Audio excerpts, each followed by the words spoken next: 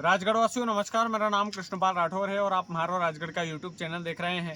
राजगढ़ वासियों, राजगढ़ में जनता का बहुत प्यार है और आप सभी जानते हैं कि जहां भी आते हैं वहां पर जनता जनार्दन हमें शिकायत करने से या कुछ समस्याएं बताने से रुकती नहीं है।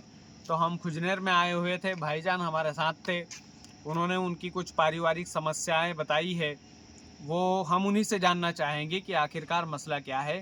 सबसे पहले तो भाईजान आपका स्वागत है। और जो आपके परिवार के साथ हुआ है, आखिरकार क्या मामला है पूरा? ये मेरे भतीजी थी, मेरे भाई की लड़की। ये 6 भाई बहन थे, 5 लड़की और 1 लड़का था इनका। और इनके माँ बाप का इंतकाल हो गया था। ये यतीम थी ये बच्ची। और इसकी शादी मैंने, सबसे बड़ी लड़की थी और इसकी शादी मैंने भियाना गांव में की थी। रुस्तम नेता के लड़के से, शाहरुख से। और उनने 28 फरवरी के दिन इसके घर पे ससुराल के अंदर उसे जेर दिया और इन लोगों ने उसे मार दिया, हत्या कर दी उसकी। और इसका जो कारण है, ये जेठानी देवर और दोनों जेठानी, मतलब कुल मिला के ससुराल वालों से प्रताड़ित थी जी, सभी टार्चर करते थे उसको। और जेठ भी टार्चर करते थे, दोनों जेठानी। और जैसे बड़ा रईस है सद्दाम, और अतर भी, और असमा भी, और इसकी सास और लड़का, ये सब मिलके उसको टार्चर करते थे, मारते थे। और ना उसको फ़ोन दिया इनने मोबाइल, ताकि मेरे को कुछ बताए। जब वो किसी प्रोग्राम में हम बुलाते थे उसको, चोरी चुपके वो हमें बताती थी। और मरने से पहले उसने, जब हम मेरे घर पे आई थी, तो उसने निशान भी बताया मुझे कि देखो इनने सबने मुझे मारा है। और बहुत परेशान थी, बहुत टार्चर थी। वो भी हमने पूछा, उसने नहीं बताया। हमने, उसका मुंह उतरा हुआ था, बिल्कुल उदास थी। तो हमने पूछा क्या दिक्कत है तेरे को? तो बहुत रो रो के उसने बताया कि मेरे साथ ऐसा हुआ है। फिर मैं मरने के 2 दिन पहले गया इसके घर पे, मेरे भाई चाचा के लड़के को लेके, और भी लोग गए हम। और वहाँ जाके हमने इनके ससुराल वालों को बोला, तो उनने की कि ये, यानी उसको पागल घोषित कर दिया इन लोगों ने। नहीं भाई साहब, मेरा 2-4 सवाल और आपसे मुँह पर ही है कि जाहिर सी बात है आप जो आरोप लगा रहे हो वो सही हो, जाहिर सी बात है जो आरोप लगा रहे हो वो गलत भी हो। लेकिन जो ससुराल वाले वो प्रताड़ित करते थे, तो आपने कभी कोशिश नहीं की कि आपकी जो चाहने वाली जो बेटी है, जो बहू है, वो आपके पास रहे? मैंने बहुत बार सोचा ऐसा, लेकिन ये लास्ट बार हमने इसको समझाया। इसके ससुराल वाले ने ये बोला कि अब ऐसी कोई शिकायत नहीं आएगी। और इसके ससुर से भी मिल के आया मैं, खेत पे जाके, रुस्तम नेताजी से। और इसके घर पे भी बैठा मैं, और खुंजनेर से भी लेके गया मैं। और हमने बैठक भी करी मरने से 2 दिन पहले। और इनने बोला कि अब कोई ऐसी शिकायत नहीं आएगी। और उसी दिन की बात है कि इसकी 2 लड़कियों को लेके बस स्टैंड पे आई। और इस, जब ये खुजनेर आने के लिए थी, आने वाली, हम आ गए थे इसको समझा के। उसके बाद ये इसकी लड़की को लेके आई खुजनेर, बस स्टैंड है, भियाना बस स्टैंड पे खुजनेर आ रही थी लड़कियों को लेके। तो इसकी जेठानी हाथ पकड़ के घर लेके चली गई इसको। और दिन भर ये लड़की होटली पे बैठी रही जब तक उसका हस्बैंड नहीं आया, उसका शोहर नहीं आया।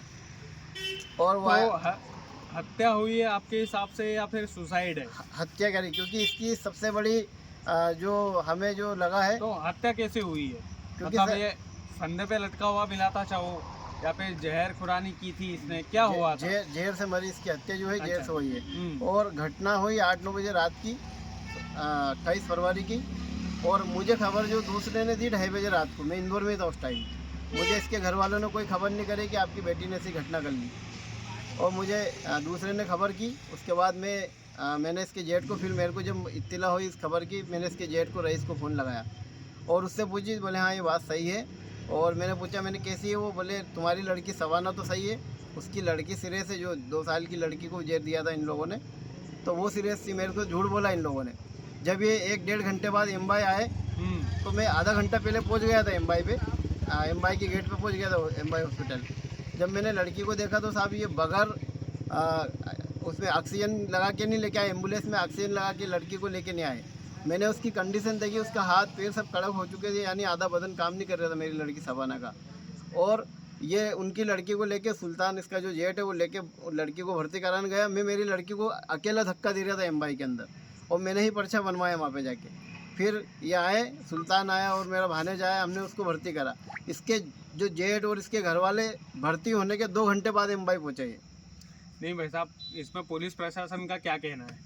हत्या है कि आत्महत्या है? पुलिस क्या बोल रही है? मैंने 6 लोगों के नाम दिए थे, जैसे 28 फरवरी के दिन इसने जेल खिलाया इनने, और 1 तारीख को इसका इंतकाल हुआ था, यानी उसकी हत्या हो गई थी।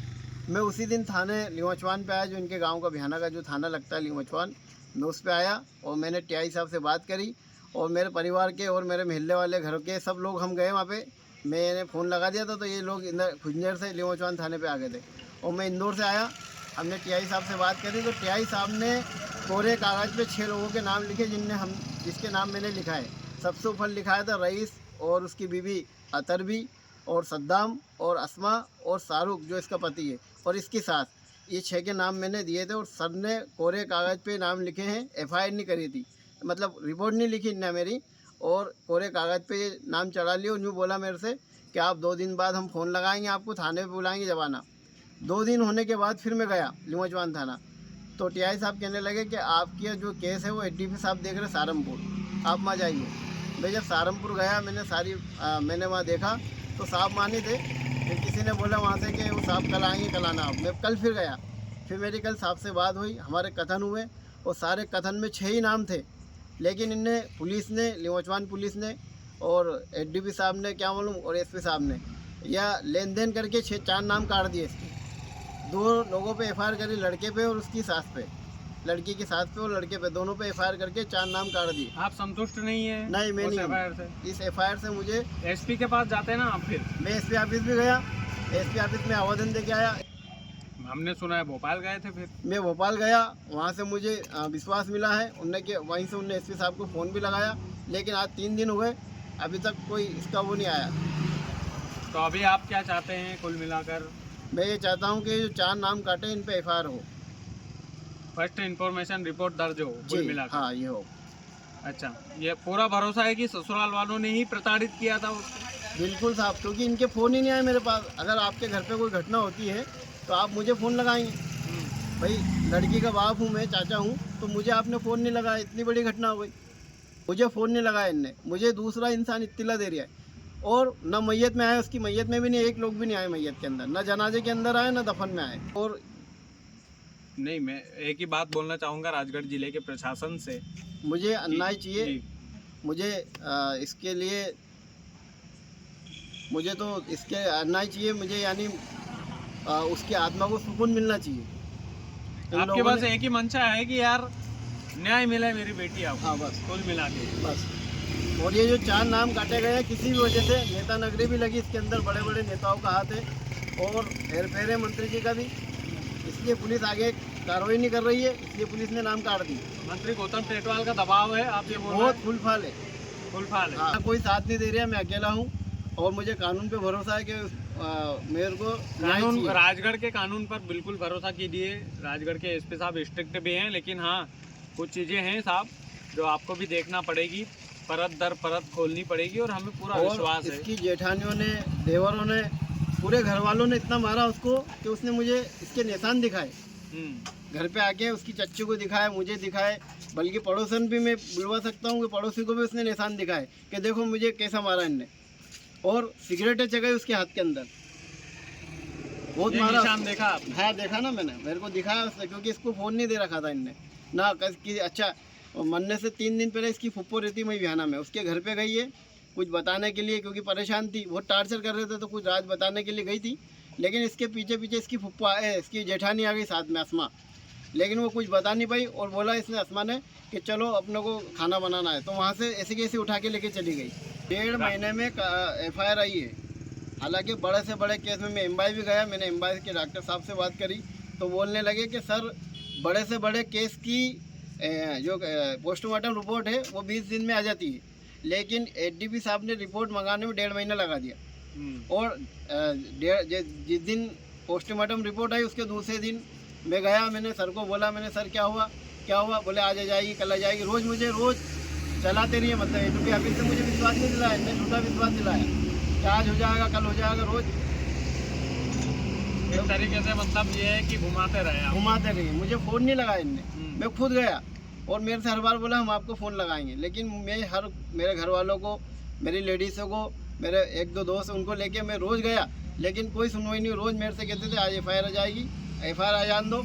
अच्छा, दूसरी बात ये है कि जब से लड़की की हत्या हुई है उसके बाद से पुलिस की गाड़ी बिहाना के अंदर एक बार गई है। अच्छा। आप चाहे तो वीडियो निकला ले इसका। पुलिस की गाड़ी कोई बार बार नहीं गई है। ये बोल रहे हमने कार्रवाई इसमें बोल रहे कि हम जांच कर रहे हैं, लेकिन जांच करने वाली पुलिस बार बार जाती है। पुलिस की गाड़ी सिर्फ एक बार गई है बिहाना के अंदर। एक आरोप ये भी लग रहा है कि माँ ने ही बच्ची को जहर दिया है, इस बात में कितनी सच्चाई है? सर एक बात बताइए कि दुनिया की कोई माँ ऐसी नहीं है जो अपने बच्चों को जहर देगी। ये तो इन लोगों की प्लानिंग है। बच्ची को इसलिए जहर दिया इनने ताकि सब उसके ऊपर जाके परेशान थी तो बच्ची को भी मार के मर गई, क्योंकि इन लोगों ने ही खिलाया उसको जहर। और बच्ची को भी इनने खिलाया है और मेरी बेटी को भी इनने खिलाया है। और मरने से 20 दिन पहले मेरे घर पे आई थी, एक हफ्ते रह के गई। इसकी जेठानी अस्मा इसको लेके गई मेरे घर से और यूँ बोलने लगी कि अपनी भाभी का फ़ोन आया, बड़ी जेठानी का फ़ोन आया मऊ वाली का, और गेहूँ चना का टाइम आ गया, तुझे चलना पड़ेगा। उसने खूब मना करा, मैं नहीं चल रही। और मैं उस टाइम घर पे नहीं था, इंदौर गया हुआ था, मेरी घरवाली थी, तो उनसे बोल चाल के घर से लेके गई इसको। और 15 दिन के बाद की ये घटना है सर। नहीं भाईजान, एक विश्वास है कि जिले वासी पूरा वीडियो देख रहे हैं, और एक आखिरी चीज़ें हैं कि जिले के लोगों आप तक ये वीडियो ज़रूर पहुंचा होगा और पहुंचा है, और भाईजान की बात में यदि सच्चाई लगी है तो आप इस वीडियो को ज़्यादा से ज़्यादा शेयर कीजिएगा, ज़्यादा से ज़्यादा शेयर कीजिएगा। आपकी बेटी यदि ससुराल वालों से प्रताड़ित होती तो आप क्या करते, कहाँ पर जाते, कहाँ पर न्याय की गुहार लगाते? भाईजान भी उसी तरीके से तड़प रहे हैं, दर दर भटक रहे हैं, उनको न्याय मिले ऐसी हम सबको उम्मीद है। बाकी राजगढ़ के कानून को अच्छी तरीके से कानूनी कार्रवाई इस मामले में करना चाहिए। एसपी साहब को करना चाहिए, और एडीपी साहब ने जो नाम कटवाए हैं ये वापस 4 नाम इस पे जुड़े और इन पे एफआईआर हो चारों पे।